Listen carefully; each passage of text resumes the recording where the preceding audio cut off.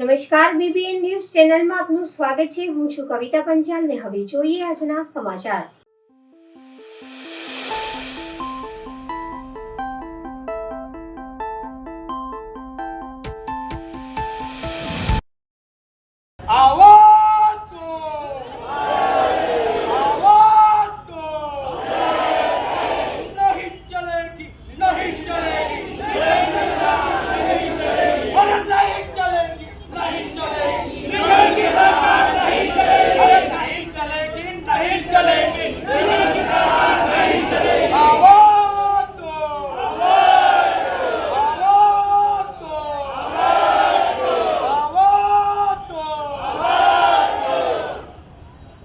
વડોદરા શહેરમાં સોમા તળાવ બ્રિજ નીચે કૃષ્ણનગર, ઇન્દિરાનગર તથા ઘાઘરેટિયા આવેલું છે. આ લોકો આ જગ્યાએ છેલ્લા 50 વર્ષ ઉપરાંતથી 3000થી વધુ પરિવારો વસવાટ કરતા આવ્યા છે.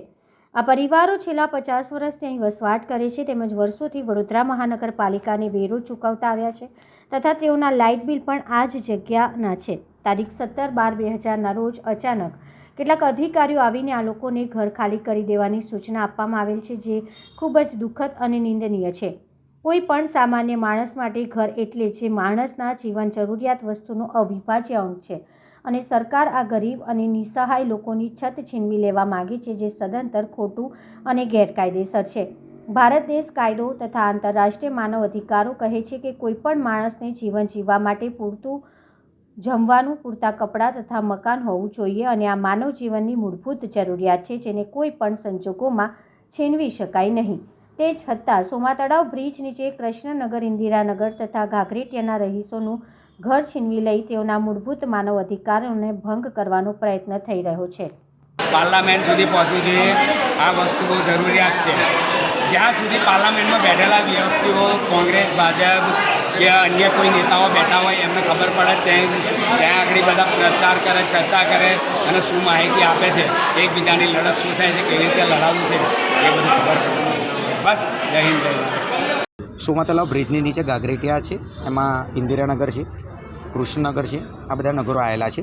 2 દિવસ પહેલાં સરકારી કર્મચારી આવીને કહી ગયા છે કે મંગળવારે ફોર્મ ભરી દેજો ને 15 દિવસમાં તૂટી જવાના છે. તેમના બાપની જાગીર નથી કે કોઈ નોટિસ વગર કે કોઈ પણ વસ્તુ વગર આવી શકે. એટલે આજે કલેક્ટર સાહેબને અમે બધી જ પબ્લિકને લઈને આવેદનપત્ર અપાયા છે કે સાહેબ, આ જે છે એ પ્લોટિંગ પાડેલો એરિયા છે અને પોતે ખરીદી અને મકાનો બનાવેલા છે. આ કોઈ આવાસના મકાનો નથી. એટલે આ લોકોએ જે ધમકીભર્યા શબ્દોનું ઉચ્ચારણ કર્યું છે એને અમે નકારીએ છીએ અને સાહેબને કીધું છે કે જો એવી રીતે કરવામાં આવશે, બુલડેઝર કે કંઈ પણ લઈને આવશે તો અમે બધા સૂઈ જશું. એની જવાબદારી જે તે સરકારની રહેશે. એના માટે આજે આવેદનપત્ર અપાયા છે. માગણી એ જ છે કે કોઈ પણ વ્યક્તિ ત્યાં પેસો ના જોઈએ. અમે સારી રીતે રહીએ છીએ અને અમે રહીશું. તમે એમ પાણીનું બાળ આવ્યું તો કયા હતા?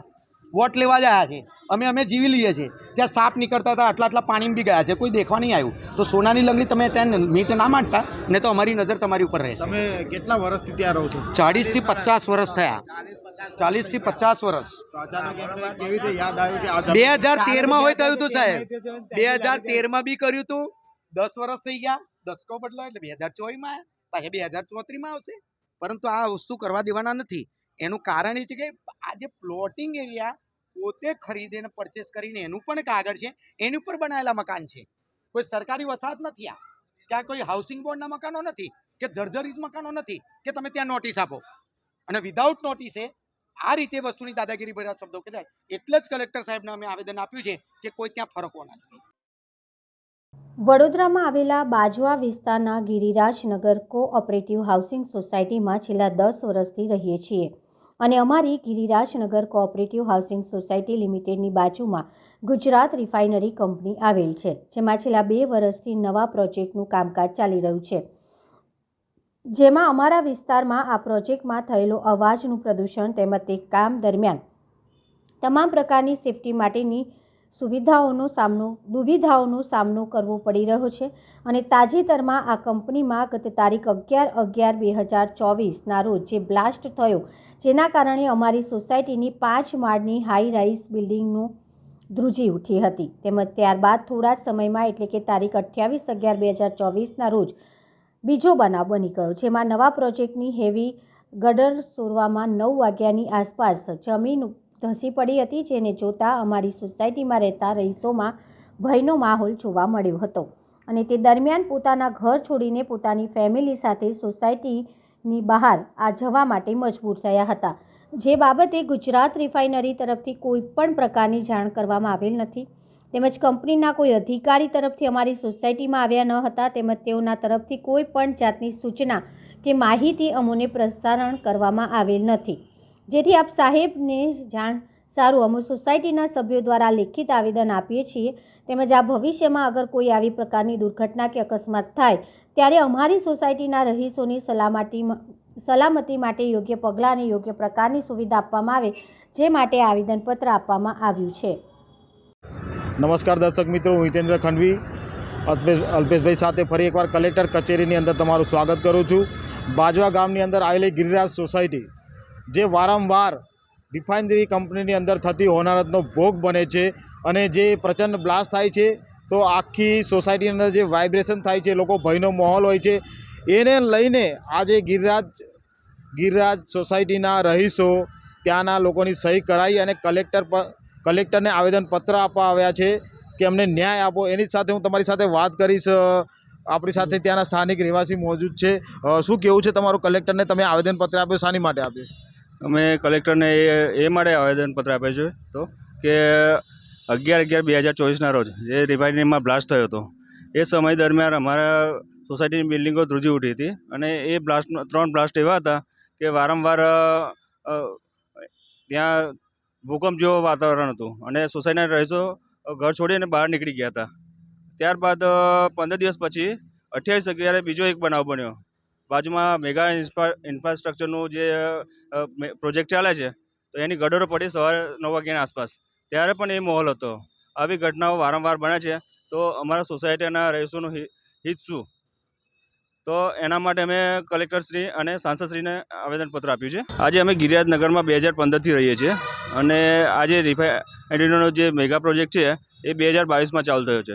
જ્યારથી ચાલુ થયો છે ત્યારથી એનું અવાજ પોલ્યુશન છે, એનો ડસ્ટિંગ બધો અમારા સોસાયટીમાં ઉડીને આવે છે અને એના કારણે બી અમને ઘણો પ્રોબ્લેમ છે. એટલે કલેક્ટરને શ્રીને એ બી રજૂઆત કરી છે કે એનું તાત્કાલિક ધોરણે નિવારણ લાવો.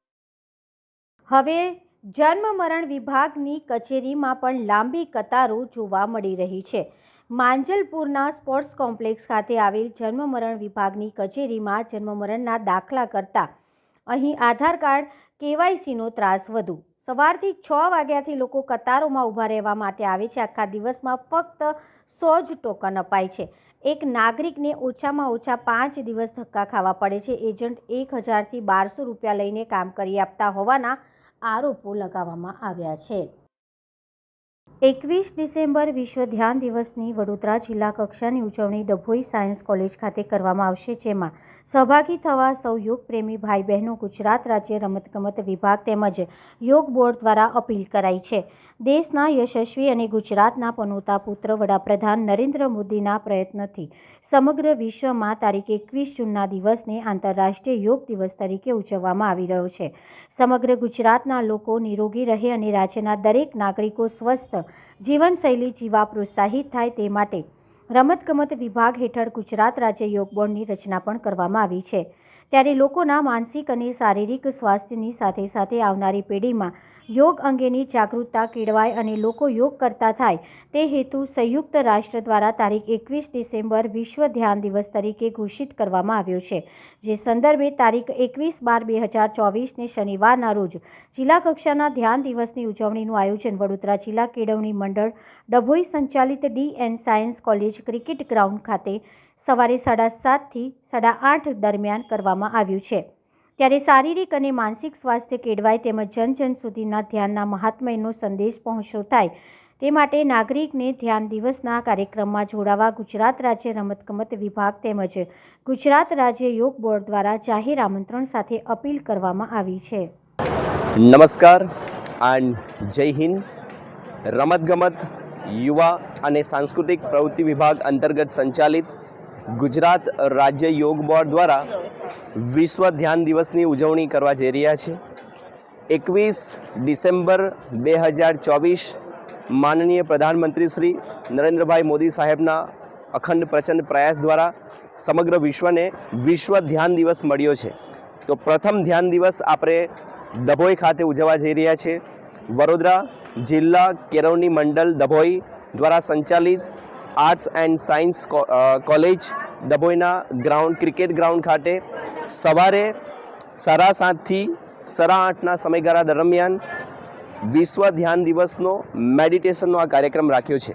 તો હું સમગ્ર ડભોઈની જાહેર જનતાને જાહેર આમંત્રણ પાઠવું છું ગુજરાત સરકાર વતી કે આપ સૌ વિશ્વ મેડિટેશન દિવસની આ શિબિરમાં ભાગ લેશો અને આપના સૌના જીવનની શારીરિક, માનસિક અને ભાવાત્મક સમસ્યાઓનું સમાધાન આપણે મેડિટેશન દ્વારા, ધ્યાન દ્વારા કરી શકીએ છીએ.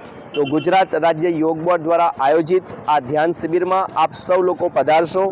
ધ્યાન શિબિર આપણી છે 21 ડિસેમ્બર 2024 વડોદરા જિલ્લા કેળવણી મંડળ ડભોઈ દ્વારા સંચાલિત આર્ટ્સ એન્ડ સાયન્સ કોલેજના ક્રિકેટ ગ્રાઉન્ડ ઉપર સવારે 7:30 થી 8:30 દરમિયાન. તો આપ સૌને સાદર હું આમંત્રિત કરું છું ગુજરાત સરકાર વતી, ગુજરાત રાજ્ય યોગ બોર્ડ વતી. અમારા ડભોઈના યોગ ટીચર અને કમિંગ સૂન અમારા યોગ કોચ અર્ચનાબેન પાંડેજી છે. સાથે અમારી સાથે યોગ ક્લાસ ઇન્સ્પેક્શન કોર્ડિનેટર આદરણીય શિબાબેન મનોજ પણ ઉપસ્થિત છે. અને સાથે અમારા ખૂબ જ આ સમગ્ર કાર્યક્રમના બેકબોન કહી શકાય એવા અમારા ગોપાલભાઈ પણ ઉપસ્થિત છે. તો સમગ્ર ડભોઈ ટીમ વતી આપ સૌને હું સાદર આમંત્રિત કરું છું. તો આપ સૌ આ કાર્યક્રમમાં પધારશો એવી આપ સૌને વિનંતી છે. Thank you. વડોદરા મહાનગરપાલિકાના અધિકારીઓ અને સત્તાધીશો પર વ્યવસ્થાને લઈને ઉઠ્યા સવાલો. અધૂરી વ્યવસ્થાને લઈને નો એન્ટ્રી બીજેપીના લાગ્યા પોસ્ટર. કોર્પોરેશન ચૂંટણી પહેલા વાસના રાણેશ્વર મંદિર પાસે નો એન્ટ્રી બીજેપી સહિત લોકોની વ્યવસ્થા માટે પોસ્ટર લાગ્યા. ક્રાંતિકારી સેના કોણ ચલાવી રહ્યું છે વડોદરા શહેરમાં? પહેલા વ્યવસ્થા પછી વિકાસ તથા આઝાદ દેશના ગુલામ નાગરિકોને ભીખ મળેલા વ્યવસ્થા આપો મોદી સાહેબ તેવા સ્લોગન સાથે પોસ્ટર લાગ્યા. વડોદરામાં નાગરિકને જાગૃત કરવા કે સરકારની ચેતવણી માટે લાગ્યા પોસ્ટરો? મોટો પ્રશ્ન. ઉપલેટા ખાતે શ્રી સ્વામિનારાયણ મુખ્ય મંદિર દ્વારા તાલુકા શાળાના ગ્રાઉન્ડમાં ચાલતા શતાબ્દી મહોત્સવ શ્રીમદ સત્સંગ જીવન કથા પારાયણ મહોત્સવનું આયોજન. સત્સંગ જીવન કથા, પંચકુંડી યજ્ઞ, બ્રહ્મચૌર્યાસી અભિષેક સહિતના કાર્યક્રમો યોજાશે. તારીખ 16 ડિસેમ્બરથી તારીખ 22 ડિસેમ્બર સુધી તાલુકા શાળાના મેદાનમાં વિશાળ સમિયાણો બાંધી દેશ વિદેશમાં પ્રસિદ્ધ વડતાલના નવયુવા શાસ્ત્રી સ્વામી શ્રી હરિપ્રકાશ દાસજી અથાણાવાડાના વ્યવસાયને પોતાની આગવી સંગીતમય શૈલીમાં શ્રીમદ સત્સંગ જીવન કથા પારાયણનું આયોજન કરવામાં આવ્યું છે. કથા દરમિયાન ઘનશ્યામ મહારાજના જન્મોત્સવ સહિતના ધાર્મિક પ્રસંગો ઉજવવામાં આવશે.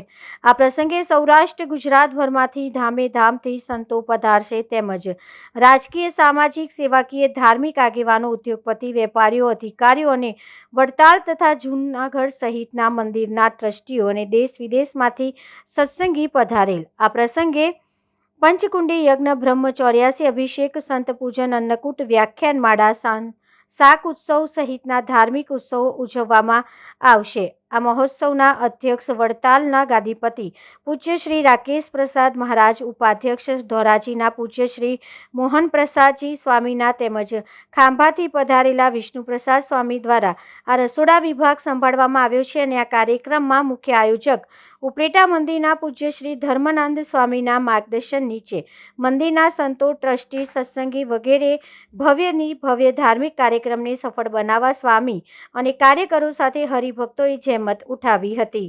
તીર્થધામ ઉપલેટાના આંગણે પરમ વંદનીય પૂજ્યપાદ ધર્માનંદન સ્વામીના અધ્યક્ષ સ્થાને ઘનશ્યામ મહારાજને જે પધરાવ્યાને 10 વર્ષ પૂર્ણ થાય છે, એટલે દશાબ્દી મહામહોત્સવ ધામધૂમથી ઉજવાઈ રહ્યો છે. હજારો લોકો એની અંદર કથાનો લાભ લઈ રહ્યા છે અને બપોરે અને સાંજે મહાપ્રસાદ પણ હજારોની સંખ્યામાં ભક્તો લે છે. એટલે મારી આપ સૌને વિનંતી છે, ઉપલેટાવાસીઓને, વહેતી ગંગા આપણે ગામને આંગણે પધારી છે, તો આ ભગવાનની કથારૂપી ગંગાની અંદર સ્નાન કરવા અવશ્ય આવજો. કારણ કે ભગવાનની કથા સાંભળીશું તો આપણામાં સંસ્કાર, આપણું જીવન બદલાશે, આપણા વ્યસનો છૂટશે, આપણી માથાકૂટો કેટલી બધી છૂટશે, આપણા કેટલા હજારો પ્રશ્નોનું સોલ્યુશન આ પરમાત્માની કથામાંથી મળશે.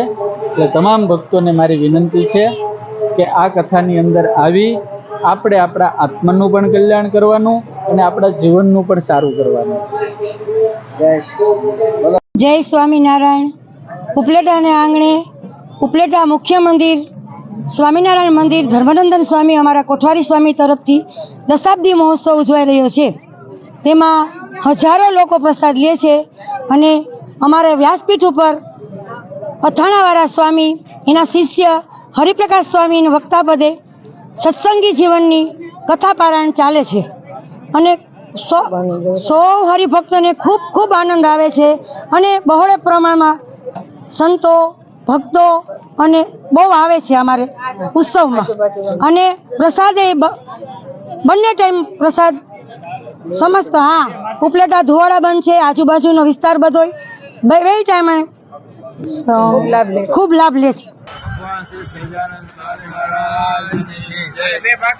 ઉપલેટાને આંગણે 10મો કથા મહોત્સવનું આયોજન ધર્માનંદ સ્વામી દ્વારા મુખ્ય મંદિર સ્વામિનારાયણ ઉપલેટા દ્વારા આયોજન થયેલ છે. આ આયોજન સફળ બનાવવા માટે ઉપલેટા તાલુકાના તમામ હરિભક્તો, સંતો, મહંતો, અથાણાવાળા સ્વામી, હરિપ્રકાશ સ્વામીની જે મહેનત છે એમને આપણે બિરદાવીએ અને આ દરેકના સહકારથી આ કાર્યક્રમ સફળ થાય છે. તન, મન અને ધનથી ઉપલેટા તાલુકાની જે સત્સંગીઓ છે એમણે જે યોગદાન આપ્યું છે એ કાર્યક્રમને સફળ બનાવવા માટે જહેમત ઉઠાવી છે એ ખરેખર અભિનંદન અને ધન્યવાદ પાત્ર છે. અમૂલ્ય પ્રસાદ અન્નપૂર્ણા દેવી જે આપણા અસ્તિત્વનો સવાલ છે એ રસપાન કરે છે કથાનું સાથે એ પેટની જે અન્નપૂર્ણા દેવી છે એનો સંતોષ કરે છે એ બદલ પણ આપણે એને આવડું મોટું કાર્ય અઠવાડિયાનો એક દિવસ સત્સંગ એને માટે જો મહેનત ન હોય, સંશોધો ન હોય, સહકાર ન હોય તો સફળ ન થાય. આને માટે ઉપલેટામાં પહેલેથી સ્વામિનારાયણ સત્સંગ જે આયુ સમાજ છે એને લોહી રહેલું છે. એમાં ખાસ કરીને સુવા પ્લોટ કે જેમના 3 પેઢીના સત્સંગ આવેલ છે. એ ઉપરાંત વિક્રમ ચોક છે, ચકલી ચોરા ગ્રુપ છે, દ્વારકાધી સોસાયટી છે, નાગનાથ ચોક છે. આ બધા મિત્રો અમે ખાસ કરીને જીરાપાની બહેનો એમાં આપણે સરખામણી કરીએ તો બહેનોની જે વ્યવસ્થા એ ધન્યવાદ આપીએ. એ જીરાપુરા વોટ છે, વિક્રમ ચોક છે, ચકલી ચોરા એ બહેનોએ સખત મહેનત કરી અને કાર્યક્રમને સફળ બનાવવા માટે આવડી મોટી વ્યવસ્થા ઉઠાવી છે એ બદલ આભાર માનીશ. અને બીજા નંબરમાં ખાલી માત્ર કથા નથી પણ આની સાથે સત્સંગ ભગવાન શ્રી સ્વામિનારાયણ ભગવાને જે શિક્ષાપતિનું જ્ઞાન આપ્યું છે કે બાળકોને નિર્વ્યસની બનાવી, તંદુરસ્ત બનાવી. એટલે આપણી પેઢી છે કે સત્સંગને જાળવી રાખે.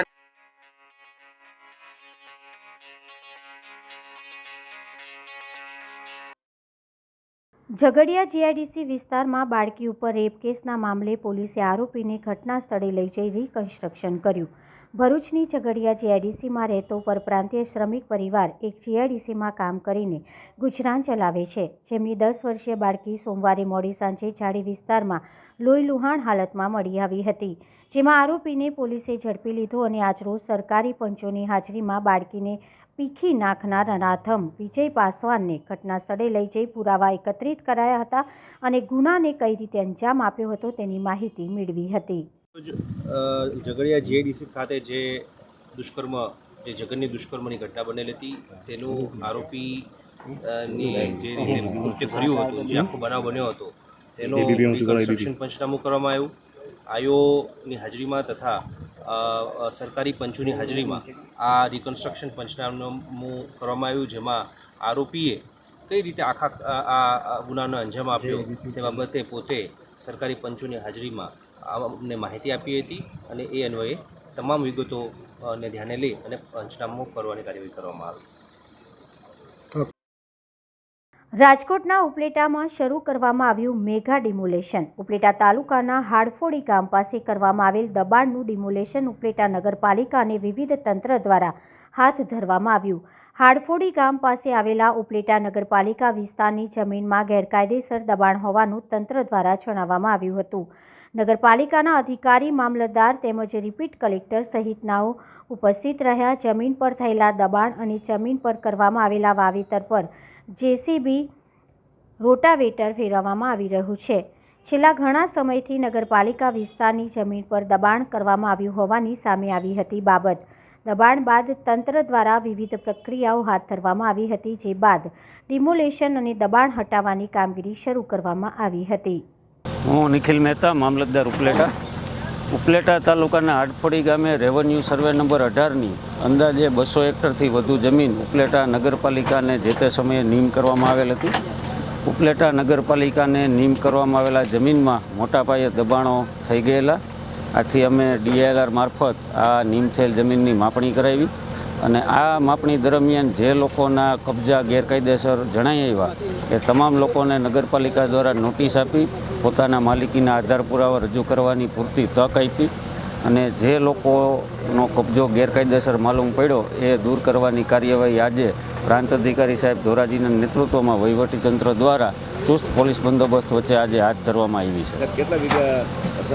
દબાણગ્રસ્ત જમીન અંદાજે 1000 વીઘા જેટલી માપણી સીટ ઉપરથી જણાઈ આવી છે અને એમને દૂર કરવાની કાર્યવાહી આજે ચાલુ છે. વીઘાના 8 થી 10 લાખ ભાવ ગણીએ તો અંદાજે 80 કરોડથી 100 કરોડની કિંમતની આ જમીન થાય. વિઝા ફ્રોડ સમજણ અને નિવારણ અંગે શહેર પોલીસ દ્વારા જાગૃતિ કાર્યક્રમનું આયોજન કરવામાં આવ્યું હતું. વિદેશ જવા હરખાતા લોકો સાથે થતી છેતરપિંડીની સમજણ આપવા માટેનો કાર્યક્રમ આયોજિત કરવામાં આવ્યો હતો. આ રીતે અમે એક નાનું એનાલિસિસ કર્યું હતું પ્રેઝન્ટેશનમાં. તો આ એક આંકડો છે વડોદરા શહેર પોલીસનો. એક છેલ્લા 2 વર્ષમાં વિઝા ફ્રોડ અંગેની અમારી પાસે કુલ તો તમે ટાર્ગેટ ગ્રુપ છો, તમે બહુ આસાનીથી તમને લોક લાલચ આપીને કોઈ પણ એજન્ટ આનો ગેરફાયદો બધા એક તો મોટા એજન્ટ હોય અથવા પોતાને રિપ્રેઝન્ટ કરે કે હું આ કંપનીમાં છું, આ કરાવી દઈશું ઇમિગ્રેશન કે કોઈ બી ખોટું કામ કરે છે તેમાંથી અમે બી બાકાત નથી. Definitely we will take care of this. So, I am Shivani Rana and I am into this field since 15 years. I am the head of ADEC International as well as regional head of Aussie Education, Vadodara District, Surat, Anand. And at the same time, I work as the representative for Eastern Michigan University, USA. And I am dealing with the European universities as a direct dealer. At the same time, try and we are also into work permits. So સલાહ આપવાનું કામ અમારું છે, decision લેવાનું કામ જનતાનું રહેશે definitely કે એમને શું કરવું છે. સો જે આજનો ટોપિક છે which is the awareness against the visa frauds, ખૂબ જ હોટ ટોપિક છે અને ખૂબ જ સ્ટ્રગલિંગ ટોપિક છે. સો આઈ વુડ ટ્રાય કે હું થોડું ઘણું નોલેજ તમારી જોડે શેર કરી શકું જે મારી પાસે છે. So let's begin with the seminar.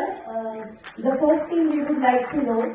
આપણે બધાનો એક ડ્રીમ હોય છે વિદેશમાં ભણવાનું કે વિદેશમાં કામ કરવાનું. કેટલા લોકોનો છે આ તો કરો સ્ટુડન્ટ્સ વિદેશ જવાનું કે વિદેશમાં કામ કરવાનું બધાનું, રાઈટ? પણ ઘણી વખત એવું થાય છે કે આપણે પ્રક્રિયાને ક્યાંક ને ક્યાંક ખોટી રીતે ફસાઈ જતા હોય કે આપણે પ્રક્રિયા હોય અને આપણે ખબર ના હોય અને આપણા પૈસા પણ ફસાઈ જતા હોય. એવા ઘણા બધા કેસીસ અમારા સામે વખતો વખત આવે છે અને નાની નાની ભૂલના કારણે કે મિસઅન્ડરસ્ટેન્ડિંગના કારણે નાની બાબતોમાં લોકો ફસાઈ જાય છે. 1-2 લાખ નહીં પણ લાખોની છેતરપિંડી થાય છે. દરેક કેસમાં અમાઉન્ટ 10 લાખથી ઉપર જ હોય છે. 15 લાખ, 20 લાખ, 25 લાખ, 50 લાખ, 1 કરોડ. જે સર સયાજીરાવ નગર આવેલું છે ત્યાં વિઝા ફ્રોડ જે અત્યારે વડોદરા શહેરમાં ખૂબ જ પ્રમાણ વધી ગયું છે. આ અંગે જનજાગૃતિનો પ્રોગ્રામ રાખવામાં આવેલું છે. આમાં student visa, work visa, PR visa, visitor visa, તમામ તરીકાના વિઝાઓનો અંગે જે પણ ફ્રોડ થાય છે આમાં કઈ કઈ રીતના ફ્રોડ થાય છે, જે એજન્ટો ખોટા એજન્ટો હોય આ આપણા ફરિયાદીઓ પાસે પૈસા લેતા હોય અને કોઈ પણ વિઝા આપતા ન હોય અને અન્ય તરીકે જે આખા સાલમાં જે અમારી સાથે અમારા પાસે ફરિયાદો આવેલી છે આની સ્ટડી કર્યા પછી અમે લોકોએ આ પ્રોગ્રામનું આયોજન કર્યું છે. આ પ્રોગ્રામનો મુખ્ય હેતુ જે ઇનોસેન્ટ લોકો હોય છે જે વિદેશ જવાના નામે લાખો રૂપિયા આપી દેતા હોય છે અને પછી એ છેતરાઈ જતા હોય છે અને કોઈ પણ પૈસા એમને પરત નહીં મળતા હોય છે અને નાણાકીય મુશ્કેલીઓમાં પડી જાય, આખો પરિવાર નાણાકીય મુશ્કેલીઓમાં પડી જાય. આથી બચવા માટે અમે લોકોએ જનજાગૃતિનો પ્રોગ્રામ કર્યો છે. આ પ્રોગ્રામ મેં કોલેજના છાત્રો, સ્ટુડન્ટ્સ, સ્કૂલના છાત્રો અને બીજા અંગેનું કામ કરતા અને સામાન્ય નાગરિકોની હાજરી પણ છે અને વધુમાં વધુ માહિતી આમાં બીજા અંગેની આપવામાં આવે. શિવાની રાણા છે અને આજે જે આ સેમિનાર યોજવામાં આવ્યો છે તે છે બરોડા પોલીસ દ્વારા શહેર કમિશનર દ્વારા રજૂ કરવામાં આવ્યો છે, આયોજિત કરવામાં આવ્યો છે અને this is regarding the visa frauds જે અત્યારે ચાલી રહ્યા છે. તો અમે એક નાનો પ્રયત્ન કર્યો છે કે કન્ટ્રી વાઇઝ અમે લોકોને માહિતગાર કરીએ કે કયા કયા ટાઈપના ફ્રોડ્સ થઈ રહ્યા છે, સ્ટુડન્ટ વિઝાને લઈને, વર્ક પરમિટ, વિઝિટરના નામે. તો મેઇન આમાં અમારો જે મોટિવ છે તે છે લોકોને માહિતગાર કરવા થ્રુ ગવર્મેન્ટ વેબસાઇટ્સ કે કઈ રીતે તમે પોતે ગવર્મેન્ટ વેબસાઇટ્સ પર જઈને રિસર્ચ કરીને પોતાની ફાઇલ્સ આપો આગળ, તેમજ રજિસ્ટર્ડ એજન્સીઝ, નહીં કે ખાલી ગુમાસ્તા કે MSME લાઇસન્સ ધરાવતા લોકો, પણ જે તે કન્ટ્રીના લાઇસન્સ કન્સલ્ટન્ટ્સના જોડે તમે આપો. અને સાથે સાથે મેઇન મોટિવ તો એ જ છે કે તમારી જાતે તમે માહિતી લો, કારણ કે વિઝા ફીઝ, ફેક લેટર્સના નામ પર ઘણા બધા ફ્રોડ્સ ચાલી રહ્યા છે. સો જે એકચ્યુઅલ ગવર્મેન્ટ ફીઝ છે તે ખૂબ જ ઓછી છે. તો કઈ ફીઝના નામે કયા ફ્રોડ્સ થાય છે એ ખાસ અમારો અહીંયા મુદ્દો હતો કે એના વિશે લોકોને થોડું અવેરનેસ લાવીએ. ખાસ કરીને આપણે જે વાત કરીએ સ્ટુડન્ટ સાથે ફ્રોડ થતા હોય છે ત્યાં એમને બીજા માટે ઘણા બધા કન્ટ્રીઝમાં એવું છે કે સ્ટુડન્ટ વિઝા માટે કોઈ ફીઝ જ હોતી નથી, છતાં બી એજન્સીઝ ફી લેતી હોય છે. તો હું સ્ટુડન્ટ્સને એવું કહેવા માંગીશ કે countries like Australia, Canada, USA, આ બધા કન્ટ્રીઝમાં તમારે કોઈ એજન્સીને ફીઝ આપવાની જ નથી હોતી. હા, એ લોકો પ્રોસેસિંગ ફીઝના નામે ફક્ત 10,000 કે 15,000 મિનિમમ રકમ લઈ શકે, એનાથી વધારે નહીં. બીજી વસ્તુ, સૌથી મોટો મુદ્દો છે કે સ્ટુડન્ટ્સ અને એમના પેરેન્ટ્સ જે એજન્સીઝના અકાઉન્ટમાં ફીઝ નાખી આપે છે ને ત્યાં ફ્રોડ થાય છે. સો આનાથી બચવા માટે ધ બેસ્ટ વે ઇઝ કે તમે બેંક થ્રુ પેમેન્ટ કરો અને જે તે યુનિવર્સિટીનું એકાઉન્ટ માંગો અને તે બેંક જ એનું પેમેન્ટ કરી આપશે, નહીં કે તમે એજન્સીના એકાઉન્ટમાં નાખો. બિકોઝ એજન્સીઝ ઉપર ભરોસો કરવો ને એ આગળ યુનિવર્સિટીમાં ફીઝ આપે છે કે નહીં એ વસ્તુ તમને બી ખબર નથી. તો બેટર છે કે તમે જાતે જ પોતાની ફી સબમિશન કરો, આનાથી તમે બચી શકશો. તો આ હતા આજના સમાચાર. આવતીકાલે ફરી મળીશું આ ચેનલ પર આ સમય. ત્યાં સુધી સમગ્ર BBN ન્યૂઝ ચેનલની ટીમને રજા આપશો. નમસ્કાર.